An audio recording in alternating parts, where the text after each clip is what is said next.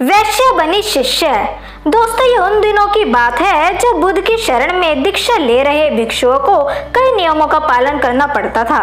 वे किसी के भी घर 3 दिन से ज्यादा नहीं रुक सकते थे। ये नियम स्वयं बुद्ध ने बनाया था। उद्देश्य ये था कि उनकी सेवा में लगे लोगों को किसी तरीके की कोई तकलीफ ना हो। बुद्ध और इनके भिक्षु जब यात्रा पर निकलते थे तो वह रास्ते में आने वाले गरीब घरों के अंदर शरण लेते थे। वे इन घरों में अधिकतम 3 दिन तक ही रुक सकते थे। 3 दिन के बाद उन्हें अगली यात्रा पर निकल जाना पड़ता था। एक दिन वे ऐसे ही एक गांव के अंदर पहुंचे। बुद्ध और उनके शिष्य अपने रहने के लिए जगह ढूंढ रहे थे। बुद्ध के शिष्य आनंद को एक वैश्य ने अपने घर रहने की आमंत्रित किया। वह बहुत ही खूबसूरत युवती थी।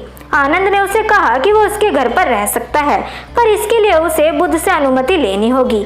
क्या तुम्हें इसके लिए सचमुच अपने गुरु से अनुमति लेनी होगी? युवती ने पूछा। नहीं, मैं जानता हूँ कि बुद्ध मेरी बात को नहीं मानेंगे, पर उनसे पूछना एक रिवाज है। ऐसा जवाब देकर आनंद बुद्ध के पास पहुंचे। हे बुद्ध, इस गांव में 3 दिन के विश्राम के दौरान एक स्त्री मुझे अपने घर पर आमंत्रित कर रही है, लेकिन वह स्त्री एक वैश्य है। क्या मैं उसके आमंत्रण को स्वीकार कर सकता हूँ? आनंद ने बुद्ध से पूछा।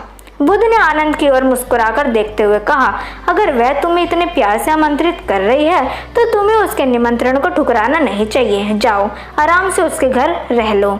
बुद्ध की यह बात सुनकर दूसरे शिष्य को यह गवारा ना हुआ। उन्होंने बुद्ध से सवाल पूछा, आप आनंद को एक वैश्य के घर कैसे भेज सकते हैं? ये भिक्षु के आचरण के खिलाफ है। बुद्ध ने जवाब दिया, तुम लोग थोड़ा इंतजार करो, तुम्हें 3 दिन में अपने सवाल का जवाब मिल जाएगा। सारे शिष्य चुप हो गए। फिर आनंद अगले दिनों के लिए उस वैश्य के घर रहने चले गए। बाकी के शिष्य आनंद की जासूसी में लग गए और सारी बातें बुद्ध के कान में डालने लगे। बुद्ध शालीन मुस्कुरान लिए चुप बने रहे। पहले दिन वैश्य के घर से आनंद और महिला के गाने की आवाज आई। ये बहुत ही नई बात थी। एक भिक्षु का वैश्य के साथ यूं गाना गाना। शिष्यों ने कहा, बस ये तो गया। पर दूसरे दिन घर से गाने के साथ साथ नाचने की भी आवाजें आने लगी। अब सारे शिष्य एक स्वर में कहने लगे, अब तो ये पक्का ही गया। तीसरे दिन तो सचमुच ही इन्होंने खिड़की के अंदर आनंद और उस महिला को नाचते गाते देख लिया। सबका यह अनुमान था कि आनंद इतनी मौज के अंदर है तो ये भिक्षु के साथ आगे की यात्रा पर नहीं आएगा। अगले दिन सभी भिक्षु कानाफूसियों के बीच चौक पर जमा हुए। सभी ने आनंद के आने की उम्मीद छोड़ दी थी। सभी सोच रहे थे कि वे इतनी सुंदर स्त्री के साथ छोड़कर भिक्षु के साथ क्यों ही आएगा, परंतु तभी सबने आनंद को एक सुंदर स्त्री के साथ अपनी ओर आते देखा।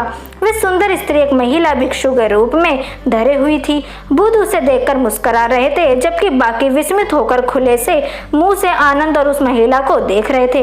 बुद्ध ने आनंद की पीठ पर हाथ रखते हुए भिक्षुओं को संबोधित किया, अगर खुद पर भरोसा हो तो आपको कोई भ्रष्ट नहीं कर सकता, बल्कि अगर आपका चरित्र बलवान है तो आप भ्रष्ट को ही चरित्रवान बना सकते हैं।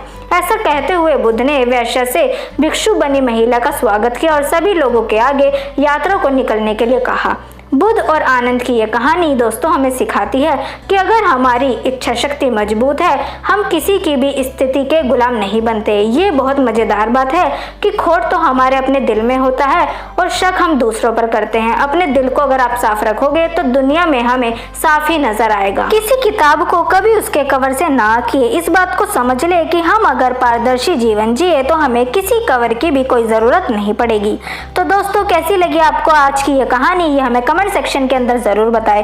वीडियो अगर आपको पसंद आई हो तो वीडियो को लाइक जरूर करें और साथ ही हमारे चैनल को सब्सक्राइब करना ना भूलें। मिलते हैं आपसे अगली वीडियो में, तब तक के लिए गुड बाय।